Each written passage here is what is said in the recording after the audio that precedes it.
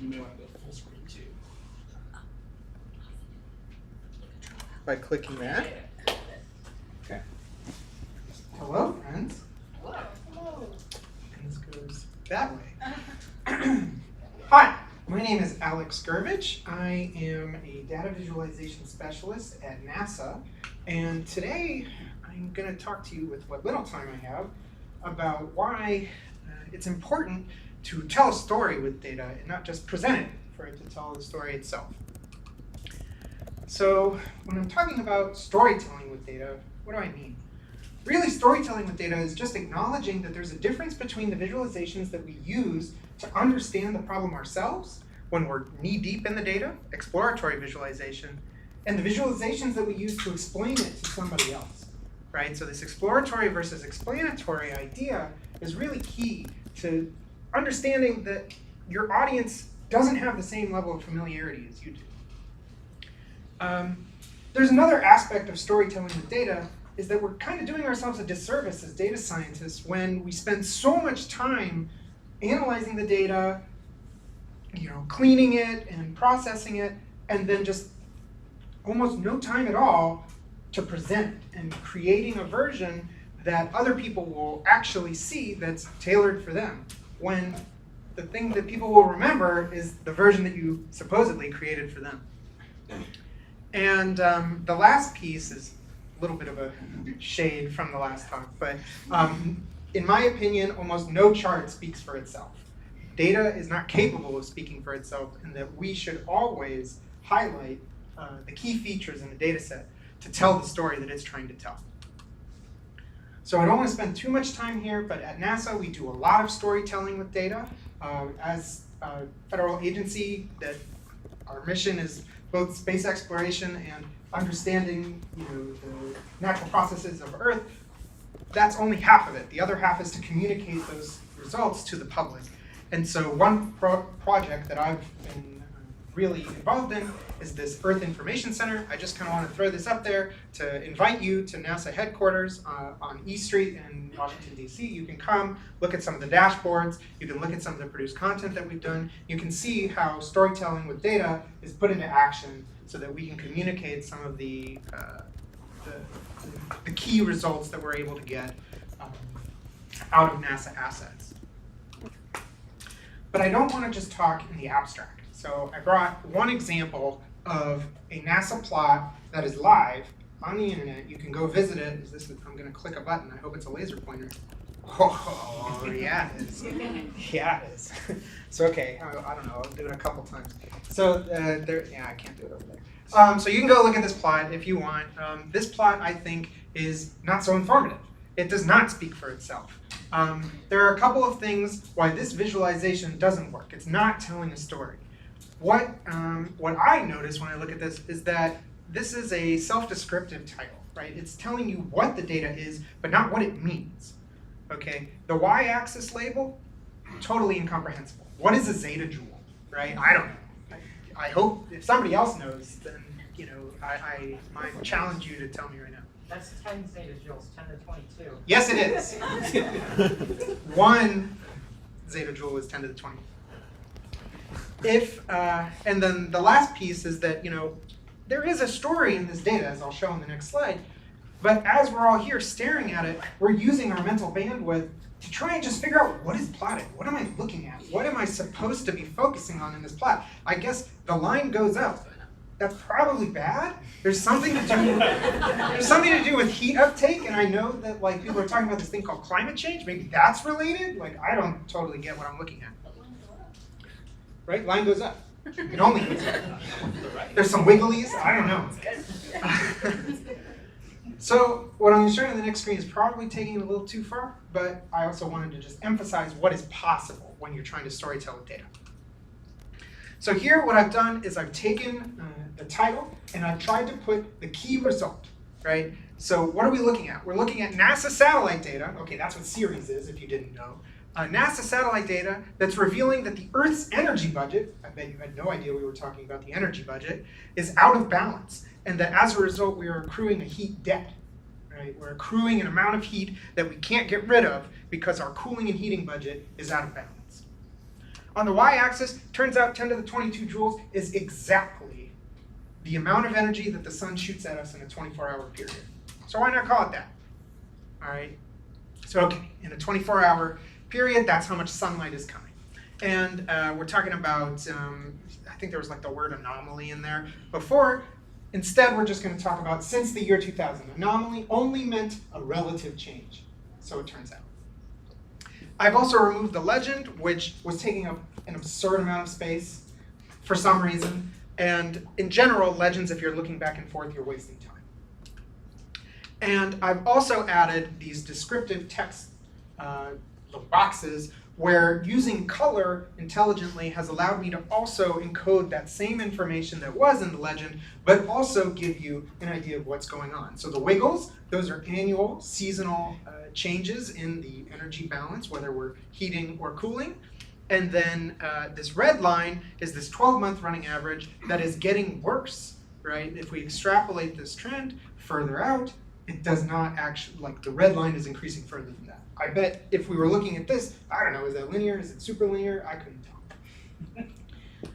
So anyway, my takeaway point here is that think of when you're creating data visualizations that you intend to include into a report or that you're giving to somebody that you want them to do something with, that what you should be doing is including the point that you want to convey. Because as data scientists, I didn't mention this earlier, our role is to interpret data and communicate its story.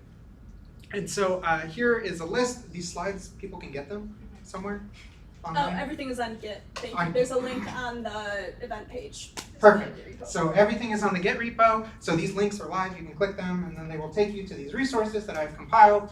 In particular, so everything that I was talking about is based off of this textbook that I love by Cole Nussbaumer-Knaflic, Storytelling with Data. She does workshops. You can hire her. She'll come in. She's like excellent.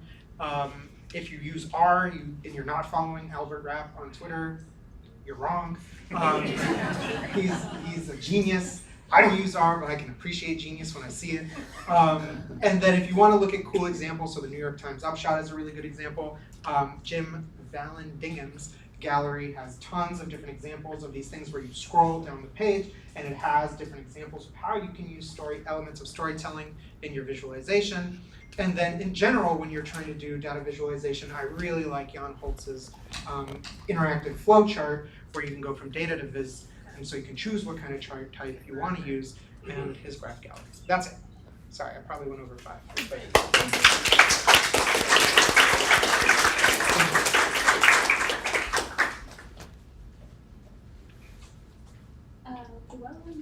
Tommy Jones? Nope. Okay. Cool. You asked that.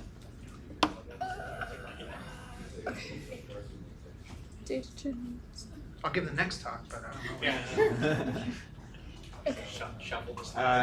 Two quick notes for speakers. If you want to be on the screen that's being live streamed, come this way a little bit. Sorry, I know, too late. Something's too late here, but we're trying. And in terms of, there you go. In terms of time, to stay on time, do we need to have a timer? Yeah, timer. Okay, we're gonna have a timer, and it'll beep, and then you can stop talking. If you keep talking, we're all gonna go like this. And music. Yeah, exactly. But go for it. All right. Hi, my name's Lon Jones. I am a, it's right here, data scientist with Accenture. But today I'm talking about data journalism. It's something that always comes up a lot. That it's something I used to work at a few years ago. I still publish here and there. But a lot of folks I always get questions about what it is, and feel like a nice little explainer. Simple one will be nice and fun.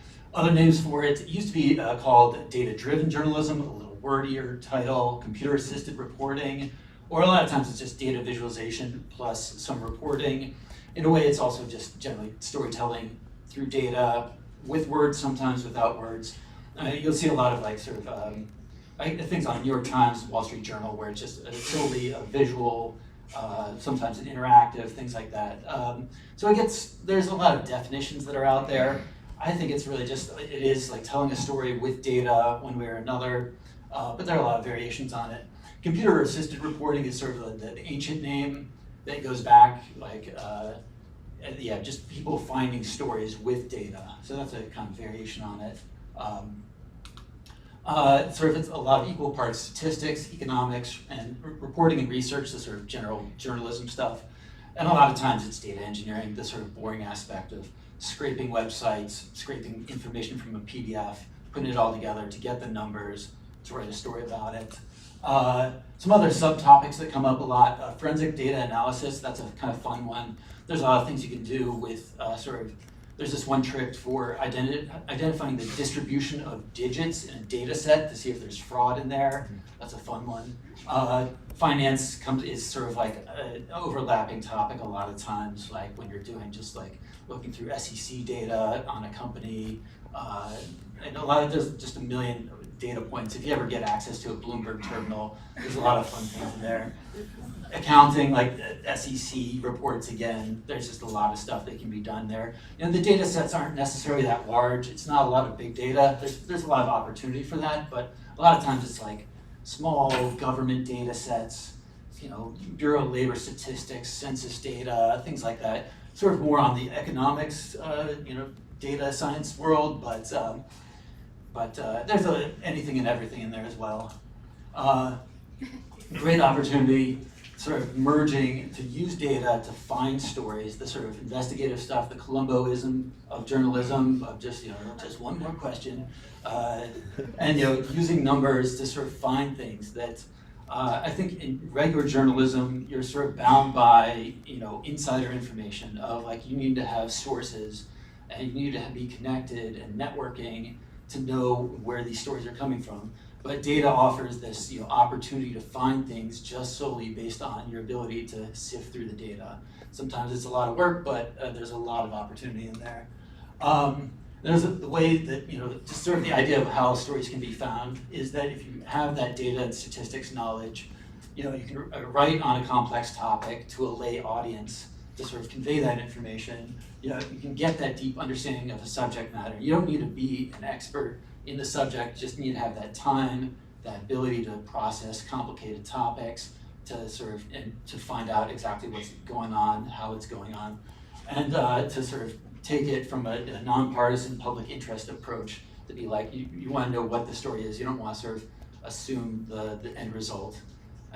You want to sort of find out what the story is as the data tells you. Some examples from stuff I published. This is one from through the Mississippi Center for Investigative Reporting on the catfish industry. It was really like a sort of a good example of like, didn't have a story to go from, just knew that catfish industry is big in Mississippi. There are all these data sets. Trade data sets are a great subject. There's a lot that can be written on trade at any moment. And about what was happening in the catfish industry. They're called the catfish wars. It's big in Mississippi and Alabama. Not a lot of folks outside there know about it. But there's a whole trade dispute.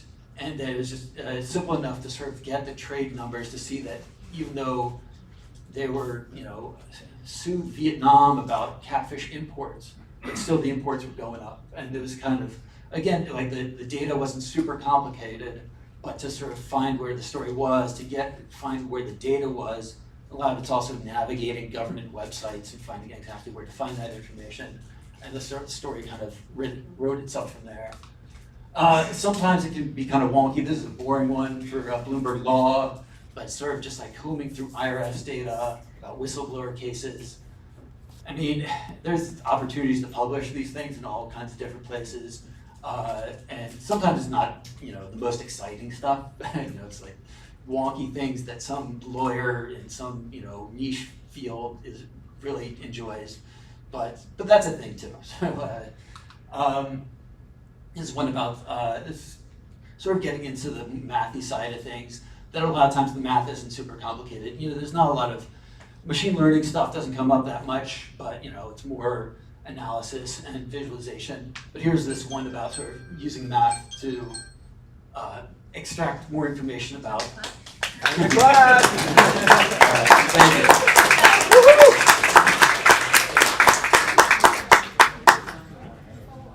Awesome. Yes. The story was never Parker, or I'm going to. Okay, Rebecca. So I think Parker's. Oh, there. Oh, sorry. Oh my God. Okay. Okay. Go for it. What about the screen? Is it on backwards? Have we got this Is it one? on backwards or? No, that was right. Okay. Seem to have lost the screens. Oh, we don't need the screen Okay. for this. All right. Do you need anything on screen? Yeah, I was just gonna put Oh. the article. Oh no. Okay. Then we do need the screen. The screen's gone. Oh, because this got unplugged slightly. There we go.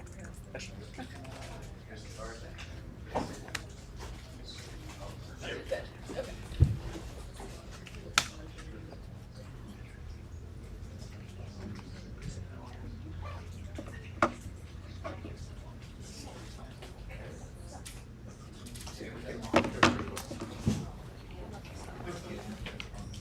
I sent it to your email. Do you have your email up? Oh, I definitely don't. No. Yeah. No, that's not gonna work. Let's. I can also.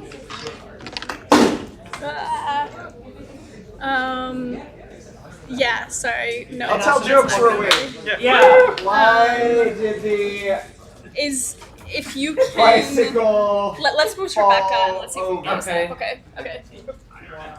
Because it was too We'll see if we can get tired. this up. Nobody. Okay.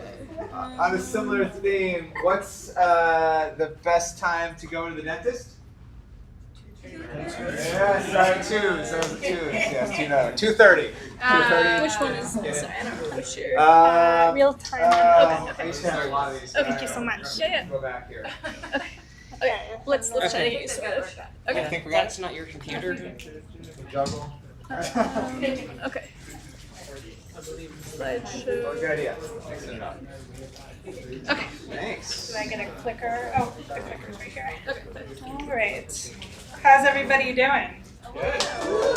So, little known fact, I used to organize this meeting many years ago. I feel like a true elder data scientist right now. All right. Everybody hear me okay? Yep.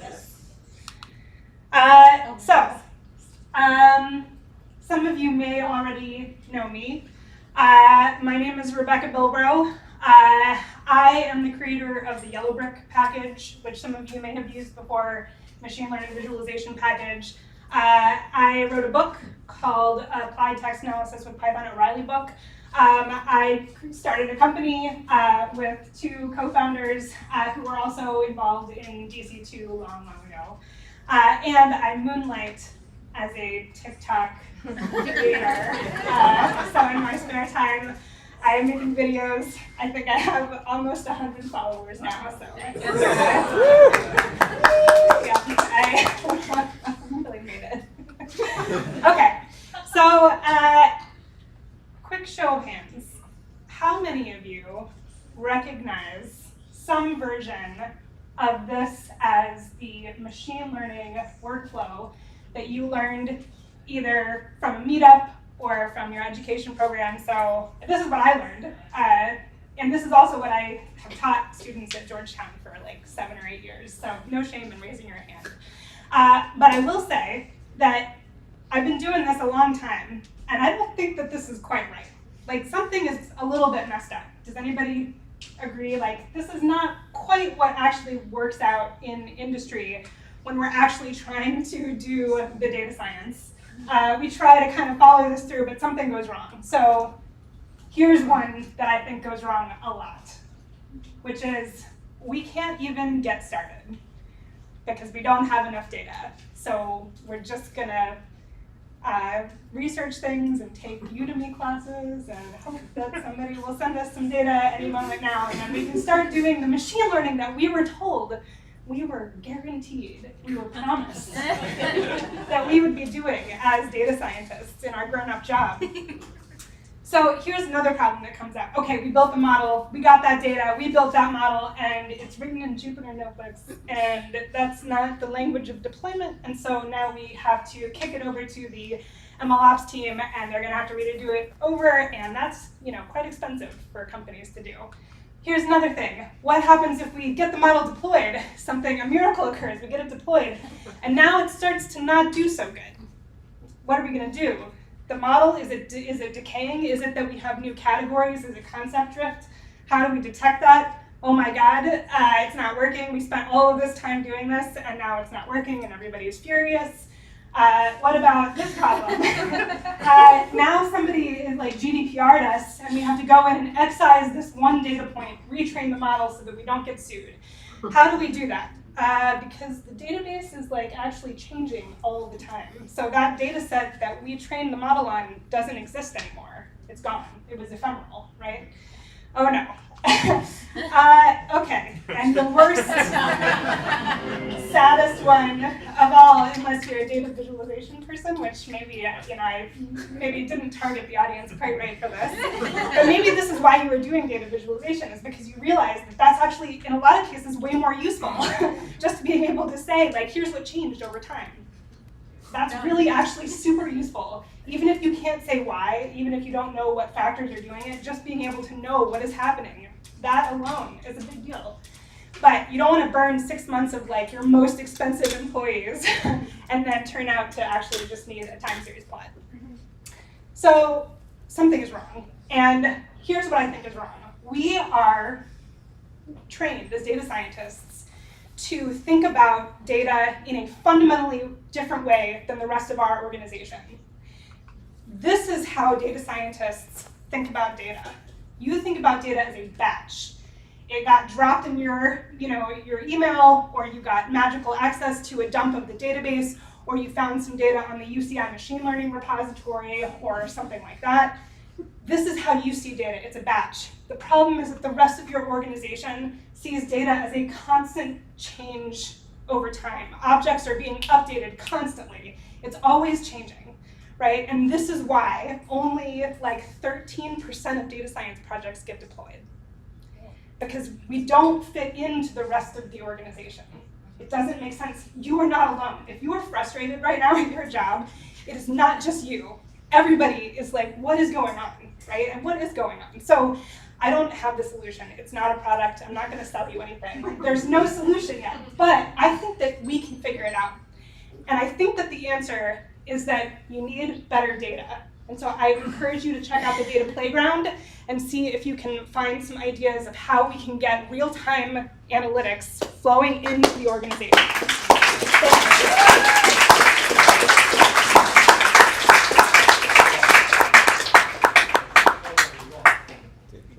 You're Bilbo, is that right? Bilbro. Bilbo. Okay, sorry, I was trying to read it from here. Then I'm next. Okay. All right. Okay. Good luck.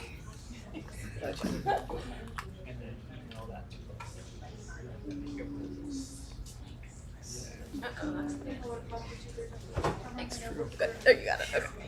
Good work. Way to jump in there. Good time. All right, thanks everybody. I'm here to talk about some recent work I've been doing with some co-authors mostly in Germany on annotation sensitivity. And what we mean by that is the fact that kind of what Rebecca was just talking about, the overlooked aspect of data collection in data science, and specifically that the labels we collect when we go out and try to collect labels, the labels that we get are really sensitive to a lot of different aspects, like who does the labeling and how are they trained and what does the instrument look like and how does it work. And so that's the kind of research we've been doing. This is Sam Altman, and I was really excited, given my background and my interest in data collection, that he said the bias I'm most nervous about is the bias of the human annotators. So that's exactly what I'm worried about as well. So we did an experiment. We went and got a bunch of labeled data, we got a bunch of tweets from Twitter, and we wanted to label them as either being hate speech or offensive language. We did that in 5 different conditions. I don't have time to go through all of them. The first one was on one screen, there was a tweet, and you could click hate speech and or offensive language, right? Then we had another condition where they're sequential, and then we reversed it for condition C. Condition D, you did all 50 tweets as hate speech, and then you saw all 50 tweets again, and you said, is this offensive language? Yes, no. Condition E, just flip those. all 50 tweets offensive language, and then all 50 tweets hate speech. We're collecting exactly the same information here, right? We've got ours tweets, we're labeling them all as hate speech or offensive language, and it turns out to matter a great deal, kind of giving away my punchline in case I don't get there, that you really get different labels and different annotations when you do this, when you vary these conditions. So we did 3,000 tweets, we had each do 50 per. That's not interesting. We took all those 3,000 tweets and divided them into 5 different training sets, right? So all the labels collected, oh no. All the labels collected in version A, because that was training set A, right? And then we had a bunch of labels collected in version B, and we had training set B. And we had different test sets as well for each of these different conditions. This is just an advertisement for the paper that we've already written. So I'm going to speak you through this. We've got 3 different types of results. The annotations that we collected, the models that we trained, and the predictions that we get from those models, right? I already kind of gave this one away. We get different annotations when we train in those different conditions, right? So offensive language, some of these are statistically significant, some of them are not. And then when we look at hate speech as well, we also see differences there. I want you to pay particular attention to versions D and E. Remember version D, they went through all 50 tweets and labeled them hate speech, yes, no. And then they saw all those 50 tweets again, and they did offensive language, yes, no, right? And when you do it like that, you get more hate speech and less offensive language than in condition E, which just reversed the order, right? So this is a very nice ordering effect in the collection of annotations. Whichever one you collect first, you get more of. Then we looked at the model performance. We trained BERT models on each of those 5 training sets. So all the labels collected in version A, all the labels collected in version B, right? We're gonna see a big 5x5 matrix here, but let's just look at this one line. This is a model trained on labels collected in version version E, right? And we're looking at the balanced accuracy based on how we tested it. Because you can train a model in version E, and then you can test it against labels collected in version A, or version B, or version C, and so on, right? And what we see in this down here is that the, I think I have a circle here, we see the highest accuracy when you both train in version E and you test in version E. That's not perhaps surprising. However, that pattern doesn't continue. I would expect it to see a nice, strong main diagonal here, right? Training in A, testing in A, you get a better balanced accuracy. That's not the case. We looked at different kinds of models, we looked at hate speech, we looked at LSTM models, we looked at other measures than balanced accuracy, and we always see that this, we do not see this main diagonal property, right? It looks like version A is no good for both training and testing, right? And then we get a really low, kind of a depression here with version D. We're getting lower accuracy when we test in version D, but not when we train in version D. We haven't entirely gotten our mind around these results. Then we looked at the predictions from the models. So we're here seeing the different, the distribution of the predictions that come out of the models. And then if we look at the off diagonal, we're comparing the predictions from version A and version C. And we're looking at the absolute difference of the predictions there on the horizontal axis. So when the absolute prediction is higher here, that means there's more disagreement between model A and model D than there is between model A and model C on average. So there's a lot of data here, but generally it looks like to us like model A is really underperforming here. Model A is really kind of giving us different predictions than models trained on other kinds of conditions. So the takeaways, how you collect these annotations matters. Getting to Rebecca was saying, a lot of us who are data scientists are not trained in data collection, don't have enough experience in how to collect these annotations, and we're making decisions about like, I don't know, I'll just use this, I'll use whatever software we used last time. But it really matters. It matters to the labels that you get, the annotations, the models that you train, and the predictions that you get out of those models. We need to think more carefully about how to do this kind of label data collection. I don't have best practices for you here. This is brand new research. This is hot off the press. We're still doing this kind of research. So but that's the goal here, is to come up with some best practices so we can come back and give some more concrete advice. Some conditions perform better or worse as training sets and testing data sets. We're not quite sure, we haven't gotten our minds entirely around that. More research is needed. And then there is some evidence of fatigue, which I was not able to get into. Thank you.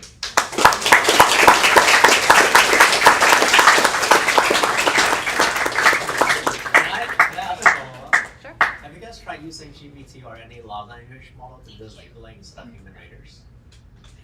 No, we haven't tried that in this research project. That's one of our ideas for future research. Thanks. There's another plug here for after the event. Yes. Walk across the street, follow Abigail, and then you can ask lots of questions. Right here. Chat about. Awesome. Aren't these speakers great, folks?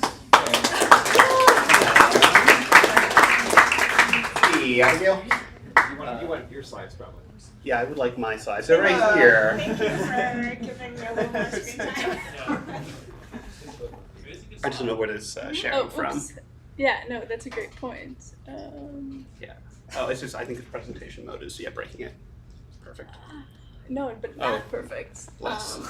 I have to reset this 5.5 minutes. Hey. I will. Just call Will. Yeah. Let's see. You here. Does the button work? No, the button does not work.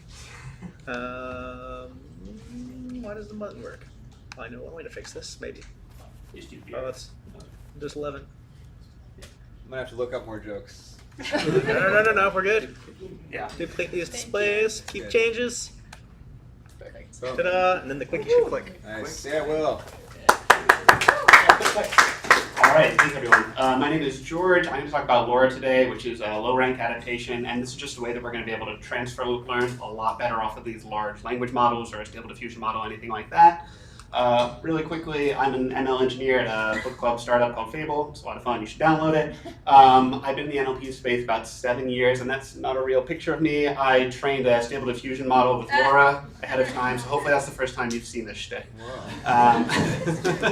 So what is LoRa and who's it useful for? So if you can tune out for 4 minutes here. If you are doing any transfer learning off of so these large language models or any kind of model before, and you want to reduce your GPU footprint by about 2/3, this is useful. If you have lots of these models in the same architecture that are in production and the load time is kind of frustrating as you're trying to serve them all, this is really helpful. And if you have a PM who won't get off your back about ChatGPT, this will help you a little bit here. If you're that PM, you can leave. All right, so a quick refresher on what transfer learning is. Transfer learning, again, it's really focused on neural nets, but the idea here is you've got a big model that someone spent tens of thousands or hundreds of thousands or millions of dollars training, and you want to take advantage of that weight and all that compute that's already been put in and sort of have it work on your particular downstream task. So what you do here is, you take your data through, you pass it forward, you update the weights a little bit, and you move on and move on and move on, and at some point you decide to stop. What's going to be really helpful for framing LoRa is you want to think about sort of those final weights as the weights you started with plus the sum of all the changes in your weights. And so then, in theory, in a very memory inefficient way, what we could do is we could have a parallel network here, where every time you have a model input, it goes into the original model and a new model that you initialize, a new sort of matrix that you initialize that is totally random, and that's the only one you would train on. Now, in this situation, you're obviously doubling the amount of memory that you need. It is not efficient whatsoever. And so in a situation, again, I'll throw a couple numbers on here, but you have like a 128 by 128 matrix, and we'll call that sort of the whole thing. So we think that's about 16,000 parameters, and then you double that, it's about 32,000, right? Not very efficient to have this matrix here, but what we can do is we can take advantage of matrix factorization or matrix decomposition, and we can approximate this. So what we're going to do is find two matrices A and B that are roughly equivalent when you do the product of them to that delta, the sum of the delta W's. And so what that lets us do, a couple things. One, why we can do that, because you can break a matrix apart if it has certain criteria, which these do. Two, why this works in data science is because the rank of the matrices that you're seeing when you're doing these updates in any kind of transfer learning task, the rank is incredibly small, like 1 or 2 on a matrix of this size. And rank is basically a measure of how much information a matrix has. So you need very, very little information to represent the changes you want to make to this. Even the matrices themselves before, like a 128 by 128, probably has rank 90 or 100 or so. So these matrices, you have the ability to decompose them and make them a lot smaller. And so when you do that, we no longer have to train 16,000 parameters. We can train 512, actually even fewer parameters to represent the changes we want to do. So when you think about actually applying this, in most large language models right now, you're doing it on parts of the attention mechanism and just like 2 parts of the attention mechanism, and it essentially corresponds to a 1% of your model weights that you need to train. So in that forward pass, it's 1% slower, But in that backwards pass, you do not have to store the gradient. You do not need to store the momentum for any of those original 16,000 just for that new 1%. It's a very, very small percentage that you need to do. And so that makes your GPU requirements much more manageable. It means you can actually train this on any GPU that you're going to be working with. When it comes time for actual inference, I don't have the results new. The models are actually just as good, if not better, than once you're fine-tuning the whole thing. And when it comes time for inference, there's two ways to do this. One, you can take those matrices, A and B, you multiply them together, and you can then just expand that out, add that into your original model, and at that point, there's zero latency. Your model is exactly the same architecture it was before. Alternatively, if you have models for toxicity, false information, or something like that, and you start with a BERT model every time, what you can do is instead of having to have either one GPU that's serving every model, or having that really long load time when you want to swap over and do this next set of models, maybe you need to do this real time and that's really not feasible, you can just swap out the weights you have in LoRa. So it's very, very fast. It is 99% reduction in model load time, and then you just get right back to inference. Again, a 1% penalty on your inference speed, but totally worth it. I can't believe I did that in under 5 minutes.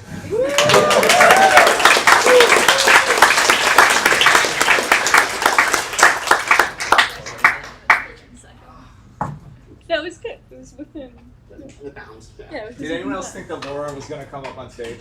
At the beginning? No? Yeah. Okay. Honestly, thought it was interesting.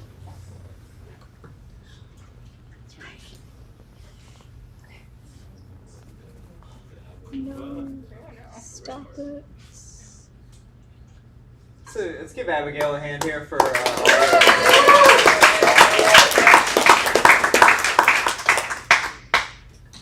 There's a clicker. Here. There's a lot of equipment.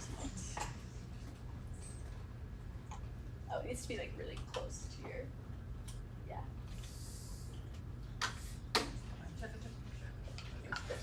Sorry. I think we're good. We are rocking it here. Here's the clicker. Hi, I'm Chandana, and I'm an ML engineer. Today I'm going to talk about large language models and how you can use them with vector databases. So large language models are excellent. They are typically trained on 1 trillion tokens or more, and they have superior language skills. They contain vast world knowledge, but they are as fresh as the data they are trained on.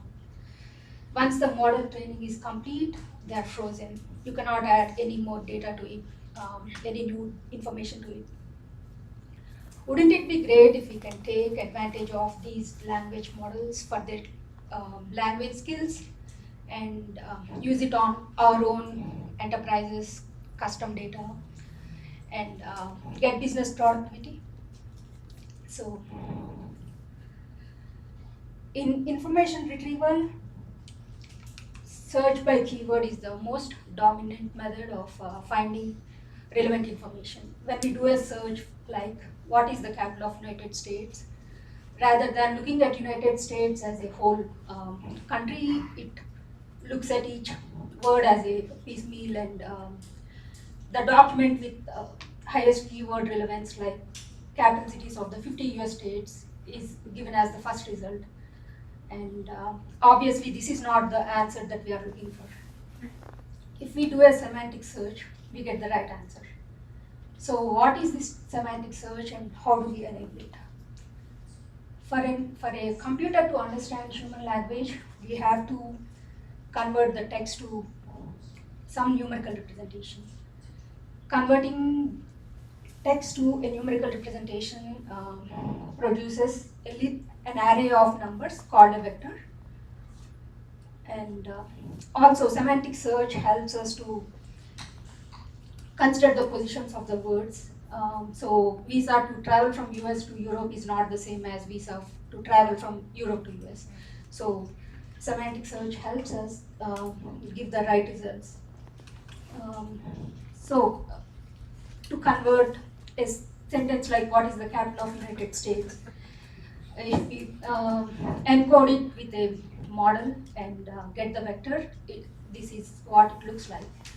And and when we, so to enable vector search in our enterprise, we have to take our enterprise's data set and convert everything into a vector, each text into a vector, and insert them into a vector database. Vector databases are almost similar to traditional databases in the sense that you can insert, update, or delete a vector, and the indexes are automatically updated. The main difference between a traditional database and a vector database is that the nature of data that you are working with is different in a vector database.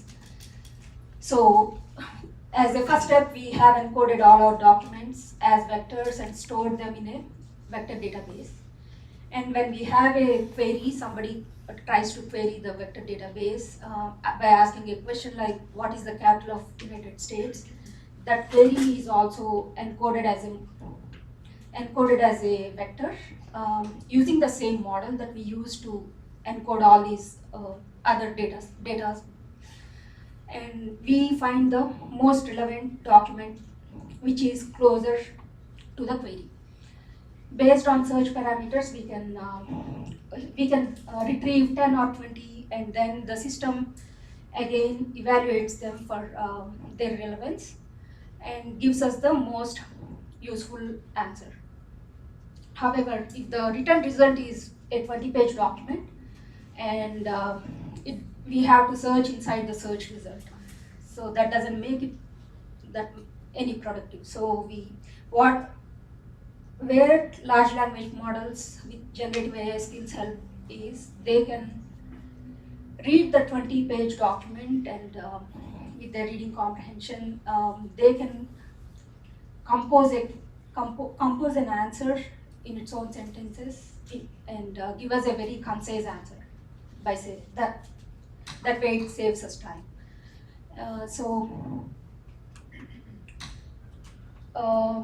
Here is keyword search and here is semantic search. So we have all these libraries.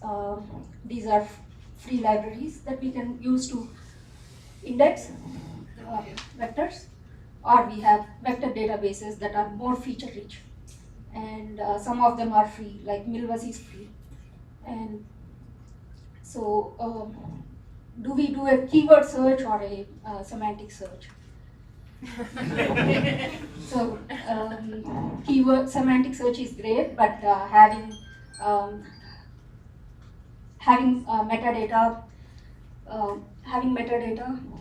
in hybrid search help, and using keywords speeds up the process. So we can use both with vector databases.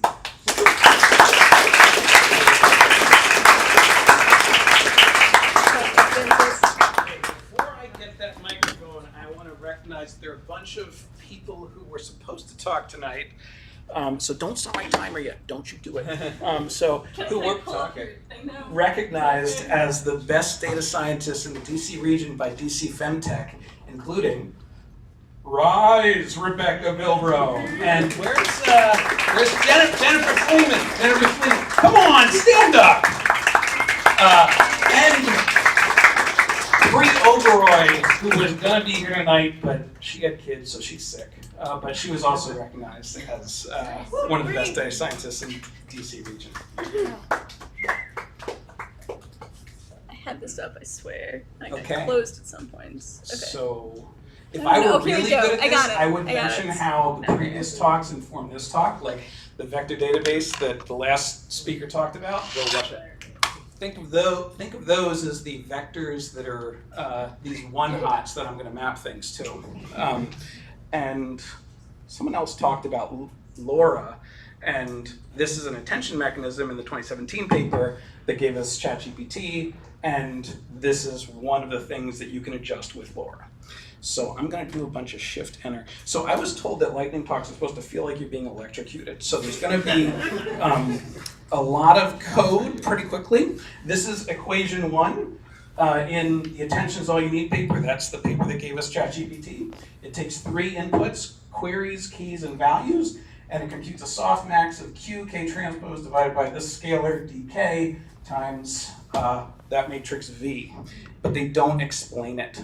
So I'm gonna, what happened there? Why did it make a new thing? Okay, shift enter, uh-oh, this is trouble. I'm at the very end. Okay, sorry, okay. All right, okay. Now we're in the right place. So this is the Python dictionary. I'm gonna well, hold on, no, before that I have to do this. So if I give this equation more attention than you think I should, you should come to this talk in about a month, about 2 blocks from here. And if you don't think I'm giving it enough attention, you should come to this talk at George Mason in about a month. So what is the Python dictionary I'm going to show equivalents to? This is it. So there are 5 keys: cat, medicine, taste, attitude, and disposition. They map 1-to-1 to jinx, mad, bitter, yes, and fickle.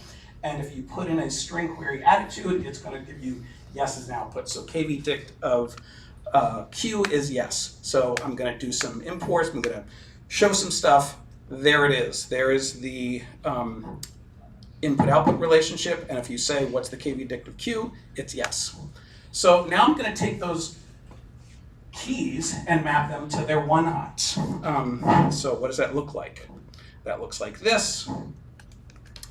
I'm going to do it. And I'm also going to do it backwards so I can go from the one-hots to the values. I'm going to create K1 map. That is this. That goes from the keys to their one-hots. And I'm also going to go from the one-hots to the values they correspond to. Now, instead of using the original string keys, I'm going to use the one-hots. Nothing changes because that's just the same kind of lookup. So now this input-output relationship is still the same. I'm going to go to the next. Now instead of doing a lookup, I'm going to say where's the dot product, the maximum, because now I can do math on these because they're vectors. And the dot product is only 1 in one place. So that's going to give me back yes. So I'm going to go do that. Look, same input-output relationship. Yay. All right, next. What's happening? No. All right, so now I'm going to also use one-hots on the values. So here you have those. And now it's not really obvious what that dictionary is, but there it is, one-hots to one-hots. And you get yes out. So now instead of taking, that's a max. A max just picks the top thing. But now I'm going to weight all the values in those one-hots by their dot product. So that could be a linear combination. All things could go wrong. But it doesn't go wrong because there's only one place where it's 1 and everything else is 0. So if you do that computation, you still have the same input-output relationship. But that equation 1 had multiple queries stacked. I'm going to do that next. I'm going to include now their scale factor, dk. I'm going to make that 1. Here we go. Yay, same input-output relationship. Yes? All right, I'm going to get through this. And in the original equation, the queries was actually a matrix of multiple queries. So I construct that matrix, and now you do that math. So this is just attention one-hot. This is without the softmax. You can see it's already looking like the right answer because the input-output relationship is the right one. So the input-output relationship of that equation without the softmax, it's identical to the original Python dictionary. But let's add the softmax. So let's define the softmax. Let's do that computation. This is actually the attention that they compute. I fudged a little bit, but it's as close as it needs to be. And the input-output relationship for this equation is this Python dictionary, which is what I said I'd show you. So this is the Python dictionary. This is that equation. They're doing the same thing if you use one-hots. QED.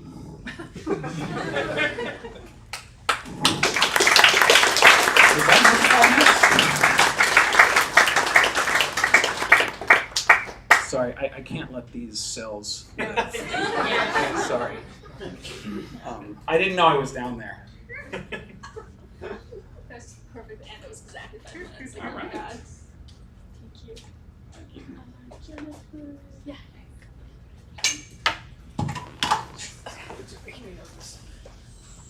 Oops, no, I didn't want to click on that.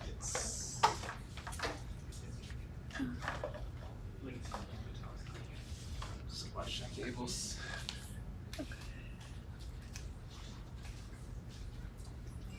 Okay. And is there a clicker? Oh, there is a clicker. Yes, this is the clicker. So how do we advance? Okay, great, thank you. All right, last talk. Second to last. Oh, there's one more? Okay, good. Then I'm not in the way of you drinking more alcohol. At least not directly. All right. So my name's Jennifer Sleeman. I am a senior AI researcher at the Johns Hopkins University Applied Physics Laboratory. I'm also a research assistant professor at UMBC. And I'm going to be presenting a discussion around neurosymbolic learning. It comes from a DARPA-funded project. This is my team that works with me on this project. All right, let's begin. Okay, so imagine you're a scientist, one that studies oceanography, and in particular, you're interested in studying the circulation patterns of the ocean. And so this is quite important because these circulation patterns are very sensitive to salinity, they're very sensitive to sea surface temperature changes and wind. And more importantly, the Atlantic meridional ocean overturning circulation is, it's been known to slow, and we're potentially reaching a point where it could completely shut down. And so we call that a tipping point. And so the problem with tipping points are that the models that you use to try to study them, we don't have the computing power to study them. It's intractable. And so the idea, there's just a lot, it's a high dimensional space, there's a lot of differential equations, it's just a real messy problem. So we use AI to try to help. And so I'm going to argue that we are now reaching a point where we're using AI for scientific discovery. And if we're doing that, then we need to be able to provide explainability and interpretability. So we need to be able to answer these questions we need from the AI perspective. And these are the kinds of questions that are going to be asked. Does the stability of the overturning depend on pathways and sensitivities to water mass transportation in the Southern Ocean? Turns out, we cannot process these questions. We can't parse them, interpret them, and answer them with AI. Okay, so what did we do? We did what a lot of people do. When you have something very complicated, you work first with an approximation. So we went with some simpler types of questions to try to prove out this methodology. And we can answer these. We can actually interpret them, parse them, and answer them using AI, okay? What else did we do? Okay, so as part of this DARPA work, we created the physics-informed AI climate model agent neurosymbolic simulator. We call it Pac-Mans. It took a long time to come up with that acronym for tipping point discovery. There's a lot to this, but the important components of this for today is the idea of this TipGAN. It's a generative adversarial network that has been very specialized for working with climate models, surrogate models. They're reduced models. They still represent the dynamics, but we reduce the parameters, reduce the number of differential equations. And so what we do with this GAN is we have generators that are trying to generate models that are going to cause these tipping points. And we have a discriminator that's actually learning the distinction between models that will tip and models that will not tip. The discriminator is using the surrogate model as an oracle. So it's running, during training, it's running out these models and to get answers. We govern all of this by neurosymbolic language. We have a bidirectional translation model. I wish there were more time. I'd love to describe this in more detail. But the idea here is that the GAN is actually working with symbolic representations that we bidirectionally translate into natural language. And we go the other way. So we translate natural language into these representations. So what we're doing here is we're trying to basically provide that explainability and interpretability and allow our scientists to interrogate these models after they've been trained. this is what we have the ability to do right now. We can take these simpler questions, we can interpret them, translate them into these programs. These are symbolic programs that our GAN understands and is using to actually answer the question. And it's pretty amazing because right now you don't have to run these models. You actually can use this GAN to answer some questions.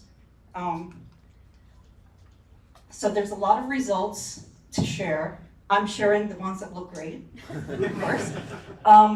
We work with these, we did an experiment where we translated 2,000 random questions that we generated. They fall under these kinds of types here. If V1 is a value, will the AMOC collapse? Or if V1 is a value and V2 is a value, will the AMOC collapse?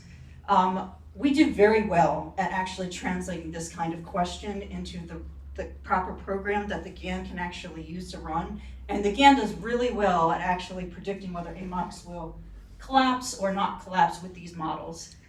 Arguably, these questions map very well to the vectors that we're using in these models. It's kind of, they're simple, but this is a proof of concept so that we can build on this idea. And the nice thing is we get incredible speed up. All right, so where are we going? We can answer that question. What about the hard question? We're going to use the model, open source LLMs, and train on literature for the scientific community. We've already proven that we can do this complex question decomposition using ChatGPT. And yeah, stay tuned. If you want to learn more about this, it's all open source.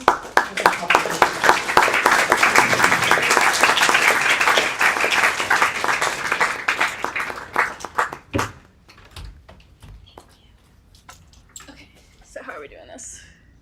Typing in the URL.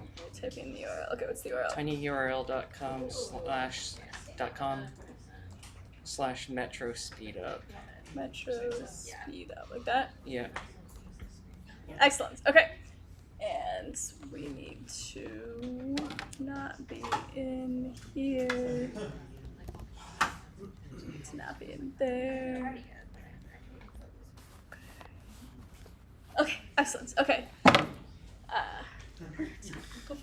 Alright, this was kind of the last day of edition. This is a bit more practical than our usual data science DC talk. We're going to be talking about how some problem-solving principles that we might use in data science can be used to address the issue with getting these trains to move faster and avoid delays from spreading throughout the system. Alright. So there's a current study that's ongoing on how to improve the speed of the trains through the Blue, Orange, and Silver Line corridor as the delays are spreading from one line to the other. And then along with that, there's the second problem of increasing the capacity between Courthouse and Ballston Station, which is currently the most stretched point of the system. So we can take a look at the whole system and even improve it as a whole to avoid getting stuck at a local maximum just looking at the Blue, Orange, and Silver lines. So currently there's a lot of interdependencies in the Metro line system. So here a delay on the orange line can spill over to silver, blue, yellow, and green. And then basically everything except the red line is dependent on delays from another system. And the transportation experts would call this interlining. So my new solution would reduce the number of interlines that are taking place. And let's take a look at what that might look like at the very top of the page. So this could be done with minimal construction as opposed to other options they're looking at, such as building an additional tunnel across the Potomac River, which some geologists have said is likely to cost in the $50 billion range. So this would be in the few $1 billion range at most. So by looking at the entire system out here, the orange line would no longer feed into the system as much. We would take advantage of a middle platform. At Westfall's Church, there's 3 platforms, so you could even build a 4th one there that would turn back and then allow people to transfer to the other line just by walking across the platform, not having to go down steps or anything to go further in. And also, it would enable many of the most common trips, according to ridership data, to be one-seat rides. Statistics have shown that people overestimate the amount of time it takes to transfer from one transit vehicle to another by 32%. So if we're able to reduce that, then we could get more people to use Metro, and the system could run more trains to give us all less delays. It's the exact opposite of getting more people to use cars on the road. When more people use transit, it's actually more efficient. And that's it.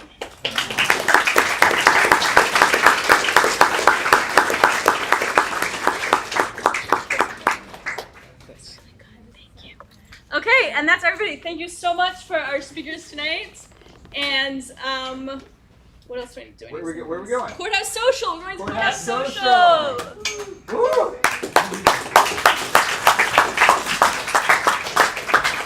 Making special when people get over there. Who's gonna go first? You're gonna go for. I don't I'm not going. I'm not going first. But if someone wants to volunteer to lead a group, All right. everyone who wants to go to Courthouse Social, follow Jessica. Wow. All right, that was a rush. Go. electrocute. Yeah, right? I've never heard that before, but I like it. Watch out for the cables.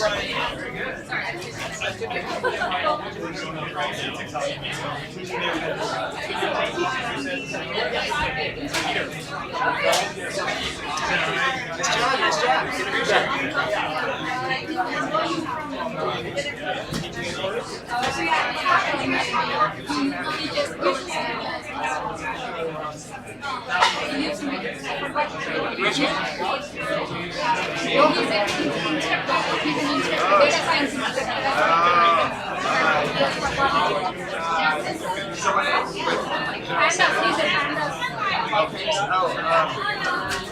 I know you're talking about white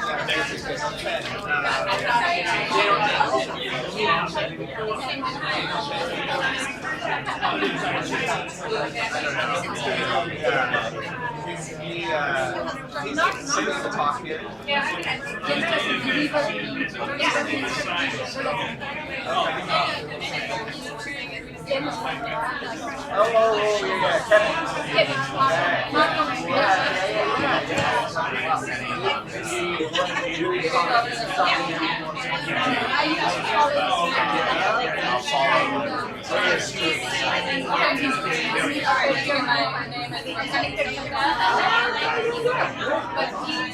So you do data science, type stuff now.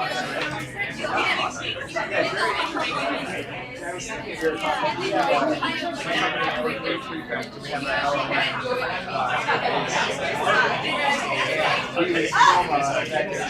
also.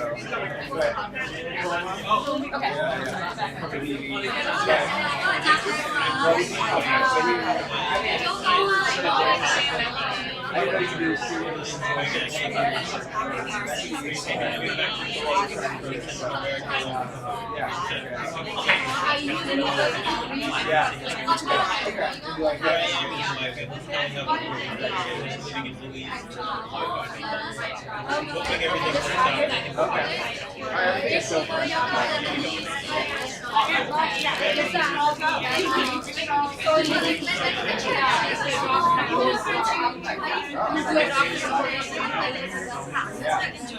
So you think, so you were, I get the answers, but I think on the graduate.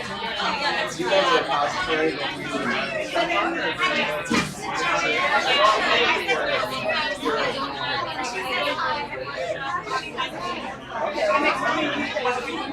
yeah. I'm just gonna make a note. Check that out. Yeah. And it seems like a good way to go if you get better data.